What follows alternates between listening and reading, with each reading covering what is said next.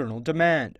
Forecasts for China and other developing economies hovered at around the 6.5% mark. Though the projections are optimistic, risks remain. There are uncertainty in the year ahead. The long period of low interest rates has led to a build-up of potentially serious financial sector vulnerability, and we are seeing a troubling increase in debt across many countries, and we need to remain watchful. Another problem raised is inclusiveness, or a lack of it. Growth, in our view, needs to be more inclusive, not only across country, which has occurred over the course of the last few decades, but within countries. And some areas of focus, in our view, require training for workers that are displaced or at risk of being displaced by new technologies and globalization. The same day, the WEF itself released the Inclusive Development Index 2018. Income inequality has risen or remained stagnant in 20 of the 29 advanced economies. Most emerging economies have improved in these respects. But in both advanced and emerging economies, wealth is significantly more unequally distributed than income. Another report published on Monday by charity group Oxfam gives more discouraging figures. We found that last year, 82% of the total wealth created was captured by the top 1%. And the bottom 50% of the world, 3.7 billion people, got nothing, 0% of that new wealth. All these are just a part of the various issues on the table for world leaders. Participants and observers are hoping discussions in Davos can provide some inspirations for answers. Omar Khan, CGTN.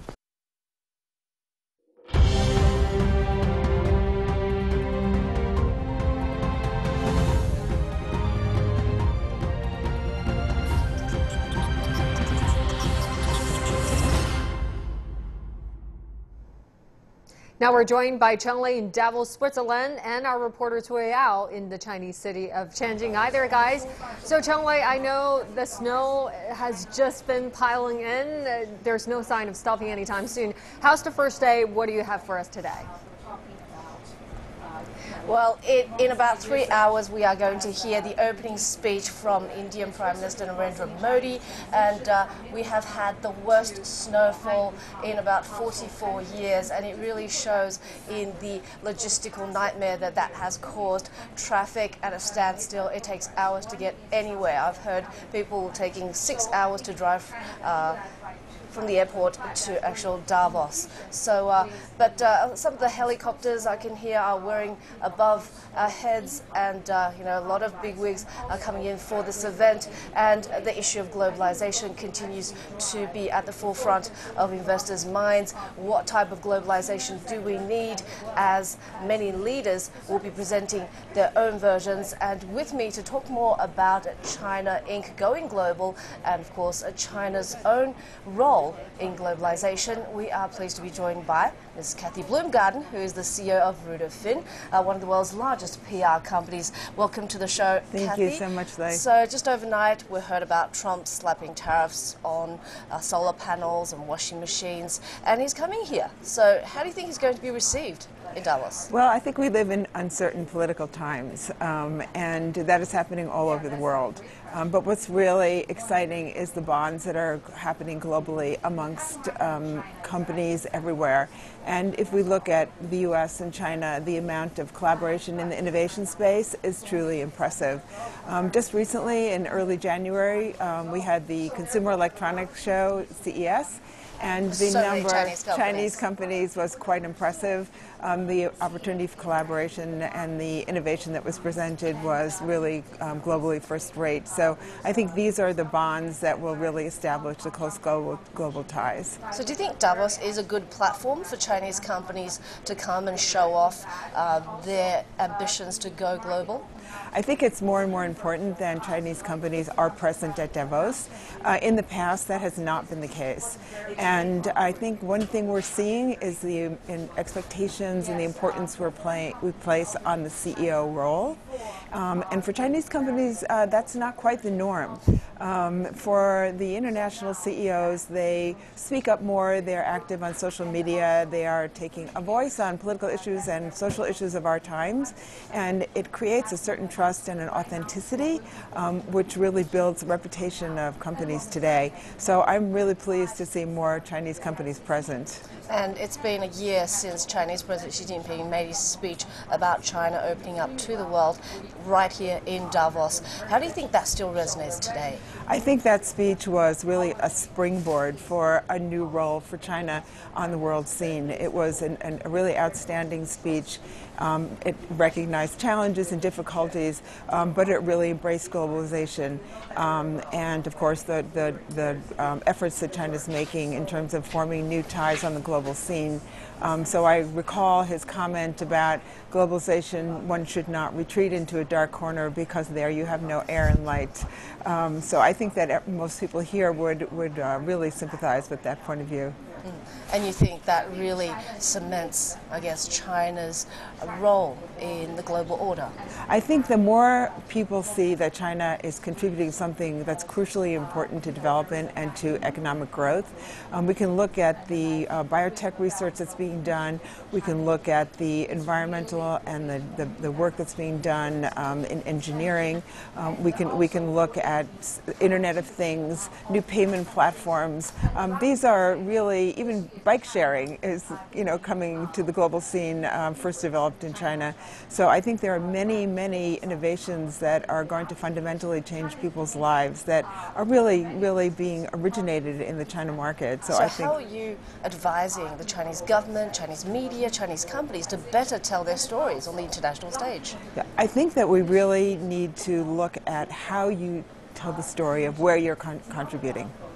It's not just about a Chinese company coming paying and X, Y, and Z. No, it's not. No, everyone is shifting toward what is the impact on people's lifestyles. Whether you're a Western company or a Chinese company, you have to shift your mentality a little bit. And when you talk about coming and acquiring a company, whether it's ChemChina acquiring Syngenta, and really giving them the opportunity to look over the long term and how they can invest in R&D, not have activist pressures, for example, as we have in the U.S., or looking at how Alibaba, at the Fortune Global Forum, Jack Ma saying, we are here in order to enable people to grow and to really live a better life. Whether we're looking at Haier acquiring GE appliances and bringing the Internet of Things, this fundamentally changes the way people think about China investment in Western companies. Now, you write extensively about empowerment at all levels of organizations, but Chinese companies tend to be very hierarchical, quite rigid. Yes. In how they're structured. So do you think they should also become, they should also empower employees, or does it depend on the context, the industry? So every company is going through a fundamental change in the global war for talent. And the pressures of globalization. So that matched with the millennials who want a workplace where they have choice, where they're able to make decisions, where we have decentralized decision making. This puts pressures on big companies to change. So I really think that the Chinese companies will also amend their workplace environment and culture. A big question being asked here in Davos is, what sort of talent do we need? What sort of skills do people need for the future? And I know that you have extensive knowledge of multiple cultures and multiple languages. Is that going to be a key prerequisite going forward? I think we have to realize that we're in a continuous learning environment. And learning, the path to learning has no end point. So yes, we are going to have to reteach ourselves. I myself have a reverse mentor. I have a young person who makes sure that my my social media skills are tip top. So I think that we all have to realize that we need to change, and what we've been doing in the past is not enough. So it will be for everyone a journey of change. What sort of going forward. industrial disruptions are you seeing affecting companies the most, and how should they stay on top? So digitization is fundamentally going to change everyone's business model. And you have to remember that what you've been doing in the past is really not going to work in the future. So look at other industries, look beyond just what your competitors are doing, and you'll find that you'll be able to really have a new lens for how you can change. But everyone will be going through a period of change. Okay, thank you so much. And thank you so much. Thank you. Let's hope we don't slip. Yes, exactly. Or we'll have fractured bones in a fractured world. So that was Kathy Bloomgarden, who is the CEO of Ruta Fin. And Tracy, I've got another full day ahead. Of course, I will be going with our digital platforms to live stream inside the Congress Center right before the start of the forum itself, with that opening address by Narendra Modi. And I've got an interview with the editor-in-chief of one of the world's most prestigious science journals, and Nature magazine, and an interview with the South African finance minister and with the CEO of AARP in the afternoon. So I don't think I have time to enjoy the snowy scenes, although it is turning quite slushy out there. Back to you, Tracy. Thank you very much, Cheng Lei. It's great to see so many amazing ladies representing us at Davos this year. Thank you for the hard work. And for more, let's turn to my colleague Cui Huiyao, who's joining us right now, and he is battling the freezing cold in Tianjin. Hi there, Huiyao. Thank you so much for joining us today. I know Tianjin is freezing cold as well. It might not be snowing anymore, but it is freezing out there. You're doing excellent work. Thank you so much. So tell us what's new for today. Hi there, Tracy. Indeed, we are battling a cold, not just me and guests and cameramen and the whole crew. I think by now it's good that people know that there is the Winter Davos, which is officially known as the annual World Economic Forum, and that's taking place in a small Swiss town. And there's also the Summer Davos, which alternates between the two Chinese cities like Tianjin and Dalian, and both were selected in 2007. And at that time, it was seen as a symbolic rite of passage for an emerging economic superpower. But China's tie to the World Economic Forum goes way back, actually goes back to the 70s, and the history of China's increasing participation and role in the forum has been a history of China's rising economic status and its engagement in the global economy. So CGTN walks you through a history of China's relationship with the World Economic Forum. The small town of Davos in Switzerland is more than a ski resort. It is home to the World Economic Forum, one of the pioneers of global economy and business discussions. The event has played a unique role in shaping the global development agenda since its inception in 1971.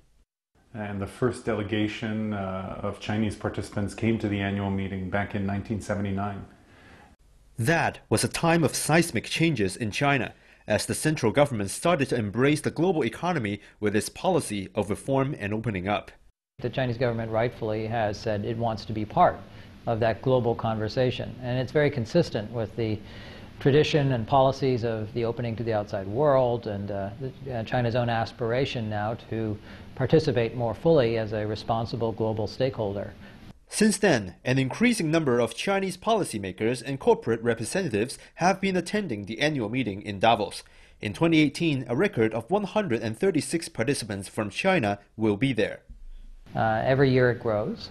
So I think that reflects, first of all, the capacity of China to participate, simply the number of corporations, the global nature of China, increasingly global, that is one thing. The other is, of course, the interest that the world has, or the importance that the world ascribes to China's participation, and their interest in having China in the room as part of this conversation, whether it's about sustainability or technology or finance. I mean, if you do not have China in the room, you cannot have the conversation. And China's president was also in the room last year. When President Xi was visiting Davos, he complimented the World Economic Forum to say that we are the weather vane of the global economy. And this time, China was seen as a powerful advocate for deeper global economic inclusiveness. It is true that economic globalization has created new problems, but this is no justification to write economic globalization off completely. I mean, last year when Xi Jinping came to Davos and gave a presentation on China and its Belt and Road Initiative, that was viewed by many people who didn't know China as being a very important and new message. China's economy has been diversifying, innovating, And the forum realized that having the annual meeting in Davos was not enough to bring China's views to the world. And that's how the annual meeting of the New Champions, or the Summer Davos, was born in 2007 in China. So we created the annual meeting of New Champions in order to be the world's global meeting on science, technology, innovation, and entrepreneurship. We see more and more Chinese companies, whether state-owned enterprise or private sector, going global, going international, and they see the World Economic Forum as a platform to have greater exposure and greater influence. This annual meeting, held alternatively in Tianjin and Dalian, have over the years been a source of insightful conversations on China's policies, business environment, and technology. China becomes an important force in the world for growth and innovation. The country will be an instrumental player in the room for solving global challenges. And with me to talk about some of the interesting topics on Davos and China, specifically Davos and Tianjin, is Adigba Olawoyin, who is originally from Nigeria and has been living in the city for 6 years. Thanks so much for joining us on our program. Yeah, thank you for having me. Yeah, you teach business at Nankai University and you run your own trade service company, consultancy company in Tianjin. Yeah. So from your perspective, what do you think of the local economy? Have you seen any momentum that's been rising? Well, absolutely. That goes without saying, because one only needs to look at the GDP of Tianjin 10 years ago and what it is today. In fact, I think by 2013, Tianjin's GDP had overtaken that of Beijing, which is not a small feat. And you need to move around the city. You can feel the vibrancy. There's a lot of things. There are a lot of changes in the city itself and in the new area, the Binhai new area, Tida, Tangu. You really can feel the pace of development. And have local companies been attracting more foreign investment, FDI? Yeah, without a doubt. I mean, that's one of the core advantages of hosting the Summer Davos, because it gives the local companies an opportunity to showcase their achievements and their capabilities. And what that means is when they can't show what they're capable of to the world, then basically it's a front row access to the best that you can find in the city of Tianjin and in China at large. For sure, and Tianjin has been hosting the forum since 2007. So apart from getting the name out so that everyone now knows that Tianjin is an economic hub, not just a city that's half an hour away from the capital city, what positive changes have you observed since the city has hosted this forum? Well, I mean, that fact you mentioned, that Tianjin now is in the forefront of the news, it's not a small thing. It's not something to trifle with. But the truth is, apart from that, you'll see what one thing you alluded to earlier was the inflow of foreign direct investment. And capital. There's more capital being pumped into the businesses here. That's another benefit. And ultimately, what you would see, I think the most important thing is the fact that Tianjin has leveraged on this to really improve its startup scene. I think right now it's giving Zhongguancun in Beijing a very steep competition, because I do know for a fact that certain entrepreneurs have moved from Zhongguancun and prefer to come to the Binhai new area because they feel they receive better support from the setup here. So that tells you that the government, the Tianjin government, is a forward-looking one, and they are doing everything they can to make Tianjin not just a famous name, but one that truly supports innovation and entrepreneurship. And that is the purpose of by the World Economic Forum, to bring the Davos Forum to Chinese cities, to establish this platform linking multinationals and growth companies from around the world. But we've been talking about the progress. Have you seen any challenges? Because the next questions could be, what's next? For local companies, for Tianjin, they've already hosted a forum. What skills do they need in order to carry forward this momentum? Well, I mean, that's a very it's a very pertinent question, because not just the companies in China at large. President Xi Jinping made reference to this severally during the last CCP meeting. Now China is riding a new wave. It's a new era, a new phase, whereby China is no longer playing catch-up to the world economies. China can, in their own right, say they are competing there. So with the new challenge, the new found states has come new challenges, management challenges, when you're taking up leadership roles. So for me, the key thing that the Chinese firms will need to do will be to innovate, come up with new management strategies to deal with the challenges of being a strong and respected global player. So basically there's still the liability of foreigners, if you will. There's still that liability to be overcome by Chinese firms, and this is one thing that will task the innovative capabilities of the Chinese firms, and I think they're up to the task. Right, as China is shifting its economic model towards more innovative-driven and technology-driven, and indeed China is playing a different role in the fourth industrial revolution, and they are leading in certain sectors. So thank you so much for joining us on our program. I appreciate your insights. And that exchange, we kept talking about this Davos Forum, and it actually goes both ways, because it's not just a gateway for local businesses to learn from their global peers, but at the same time, it's a window for the world to understand how China is coping the global economic slowdown and making its efforts to sustain growth. And this is all from us in Tianjin. Back to you, Tracy. Thank you very much, Hui Yao. It's great to see the world is paying attention to Tianjin, one of the biggest cities in China and also my hometown. Looking forward to the summer Davos. Thank you so much for the coverage. Now, shared future and One Belt, One Road initiative are two important terms in China's globalization process. President Xi Jinping has consistently stressed their significance in his previous speeches. Let's take a listen. China will continue to play its part as a major and responsible country, take an active part in reforming and developing the global governance system, and keep contributing Chinese wisdom and strength to global governance. The future of the world rests in the hands of the people of all countries. The future of mankind hinges on the choices they make. We are ready to work with the people of all other countries to build a community with a shared future for mankind and create a bright tomorrow for all of us.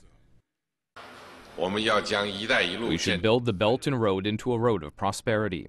Development holds the master key of all the problems. In pursuing the Belt and Road Initiative, we should focus on the fundamental issue of development, release the growth potential of various countries, and achieve economic integration and interconnected development, and deliver benefits to all. And something new about this year's Davos meetings is the 7 co-chairs are all female. One of them is Chetna Singha, founder and chair of Mandesi Bank, India's first bank for rural women. Our Cheng Lei spoke to her about how microfinance can empower women and help achieve gender equality. As one of the co-chair here, I consider myself as a co-chair who is representing the voices of the fractured world. When I say fractured world, what I mean is that I represent the voices of women, rural women in India, a last mile in India. And coming at Davos with their voices actually is that, you know, our women who started the bank because they wanted an opportunity of savings. They were not asking for grant or any subsidy from the government. What they were saying is that we need to save and keep our savings safe and secure. And at that time, there was no banks, were not thinking them as an affordable client, so we thought, why not set up the bank? And that's how the first rural women bank in India we created. And today, our women are not only just banking, but they are doing the financial transactions on smartphones. So I see the Davos, this year's theme is that when you see the future and shared futures with the fractured world, what actually it is that you create the prosperity for the fractured world, for the last mile, who have never, and bring them into the mainstream. The Indian Prime Minister Narendra Modi is making the opening speech at the annual meeting. He's expected to pitch India Inc. Do you think the current Indian financial policies are addressing the needs of the last mile, of the women you speak of? So it's very interesting what is like for the last 2 years what is happening in India. We had a global entrepreneurship summit in December. It came out that India is going to focus on entrepreneurship, and our Prime Minister Narendra Modi has been saying that India is a nation of entrepreneurs. And if you create the facility, you create the ecosystem of these entrepreneurs, if you create, and similarly for our women entrepreneurs, these entrepreneurs are going to be the job creators. If we have many more job creators, obviously the economy will drive. So India looks at its future in 2 areas. One, of course, I'm talking about entrepreneurship, and another is I do feel that the farm sector. Again, the Prime Minister Narendra Modi has declared that in next few years, the farmers' income in India will be double. If that happens, then again the jobs will be created in those sectors. Now, India is one of the countries to not sign up to the Buenos Aires Declaration on Women in Trade, saying that trade is not a gender issue. Do you agree? There is a challenging situation as far as gender matrix is concerned. And I do feel that having 7 co-chairs at Davos is the beginning. And it's not just having co-chairs, but it's also deciding the agenda. What will be the takeaways from the Davos? So every time, this time the theme and the co-chair clearly says that there would be very different takeaways for policymakers, because, and we have seen some countries have thought on the policy to bring the gender parity. And business world also will have to invest in these, I mean, either women-owned businesses, women-owned enterprises. And as far as Mandeshi is concerned, as a co-chair here, I would say that I have come with a very clear model of women banking, financing with women. So why can't we have many more CEOs in next few years here at Davos? And the World Economic Forum is getting underway in Davos, Switzerland. And as always, the forum will seek ways to stoke economic growth and protect the environment. 2 topics that environmentalists and many economists say can't be treated as separate issues. As part of a special series on green growth, CGTN's Jack Barton traveled across Europe and Asia ahead of the forum, talking to experts about challenges and possible solutions. The Industrial Revolution began here in Britain, a revolution that completely transformed our economies and, in most cases, improved our lives. Here in England, average life expectancy has climbed from around 40 years in the mid-1800s to almost 80 years old for men and even higher for women. At the same time, the global population has climbed from a little more than 1 billion people to more than 7.5 billion today. But even though our climate has always been changing, global average temperatures have been rising at an unprecedented rate. Also on the rise is the number of animal species that has become, or is fast becoming, extinct. So in less than a generation, we have lost half of the wildlife on the planet. We are heading towards 2/3 decline by 2020, and as scientists say, we're actually already in a mass extinction. In the UK, many groups like the Royal Society for the Protection of Birds are trying to turn back the tide. About 15% of the UK species are actually regarded as threatened with extinction, and we've seen great declines in large numbers. For example, our farmland bird numbers have dropped by over 50% in the last few decades. What we see in the UK is the same abroad and possibly even worse in other countries. What is driving this decline in bird numbers? By far the largest single effect is agriculture. High productivity, it's better for putting food on the plate, but it's had a real expense on birds and other wildlife. We also see other impacts, the effect of urbanisation, expanding towns, and more latterly, climate change. All the drivers, all the things that are acting upon our nature are to do with man. All these things have an impact, and they're all tied to the economy. Of course, it's not just birds that have a big impact on the ecosystem. To really see the big picture, we've got to talk about the birds and the bees. Many bee species are suffering what has been dubbed colony collapse syndrome. They are vital. It's said that up to 30% of what we eat is dependent on insect pollination, and it's the nice stuff. It's the tomatoes, it is the fruit. There's the example of the pizza, which if you had a bee-free pizza, well, no tomatoes, olive oil would be very expensive.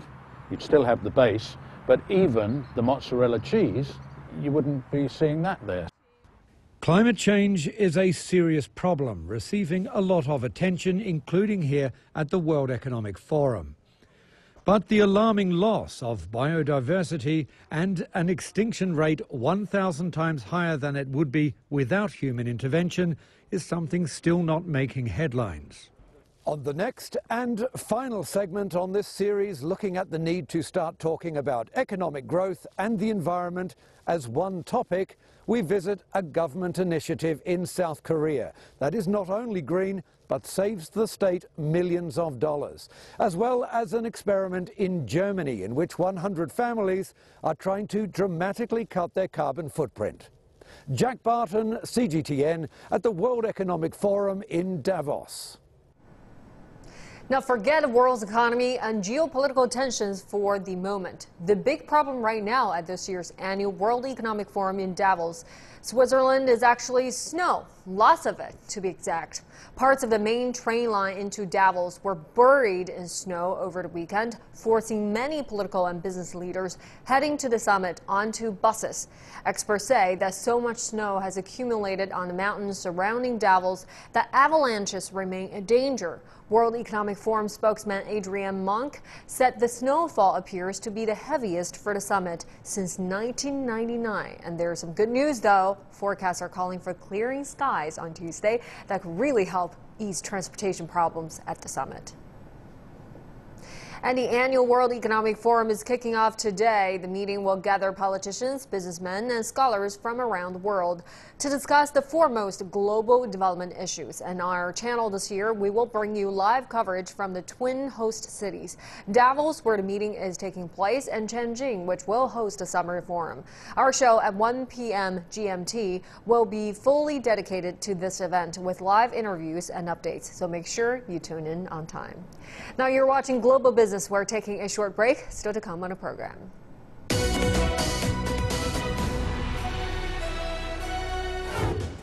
Trump slaps steep tariffs on imported washing machines and solar panels.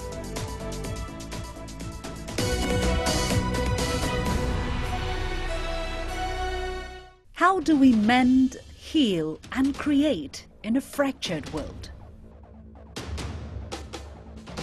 More than ever, the World Economic Forum 2018 brings together diverse attendees, not just political and business leaders, but also scientists, inventors, and NGO representatives. Those with big ideas and new solutions for global challenges. Join our team in the Swiss town of Davos and the Chinese city of Tianjin, the host of this year's Summer Davos, as we follow the new and broader narratives to create a shared future. From Winter Davos in Switzerland to Summer Davos in China, our special coverage from Davos to Davos all week starting January the 22nd, only on CGTN. What starts from a simple idea evolves, multiplies, grows into a wave of innovation, stories of success, and of inspiration. New money. Only on CGTN.